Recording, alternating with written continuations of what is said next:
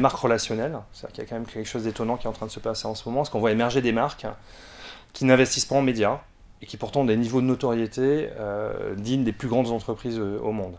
Alors souvent on se cantonne à Uber, Airbnb, etc. On dit oui mais c'est collaboratif, donc c'est normal parce que finalement on parle de rumeurs et de bouche à oreille. Il y a aussi Tesla, qui est pour le coup c'est pas collaboratif, et Tesla c'est une entreprise qui n'investit 0 € en médias, qui n'a pas d'agence de com d'ailleurs, et qui pourtant a atteint un niveau de notoriété en quelques années qui est égal ou supérieur aux grandes marques automobiles qui investissent des centaines de millions en médias traditionnels tous les ans. C'est-à-dire finalement comment j'arrive à créer une conversation avec un public en rééquilibrant ma structure média, qui aujourd'hui est très orientée pour la plupart de ces marques-là sur des médias traditionnels. Donc en gros, je continue à compter des GRP et c'est plus le sujet.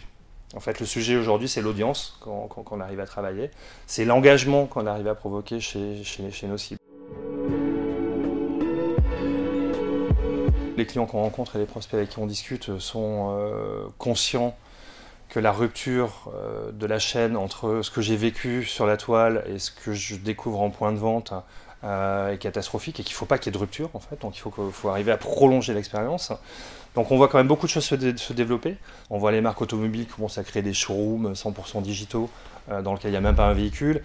Donc ça avance tout doucement, mais ce sont quand même des gros chantiers et ce sont aussi des chantiers qui impliquent les équipes dans les points de vente, ce qui est encore notre sujet, parce que c'est plus de travail, c'est des gens à former, etc. Donc on peut dire que ça avance, mais ça avance très lentement. En tout cas, pour les consommateurs, ça n'avance pas assez vite, c'est sûr.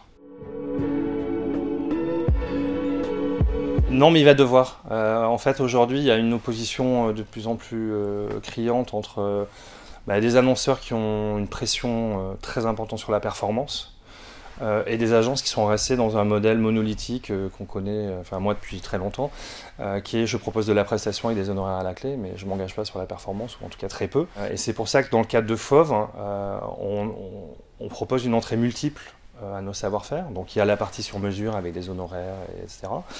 Mais il y a aussi, et on est en train de créer, le rayon prêt-à-porter dans lequel on développe des solutions digitales qui répondent à des problématiques spécifiques des annonceurs, qu'on peut mutualiser sur plusieurs annonceurs, et qui vont être commercialisés à la performance.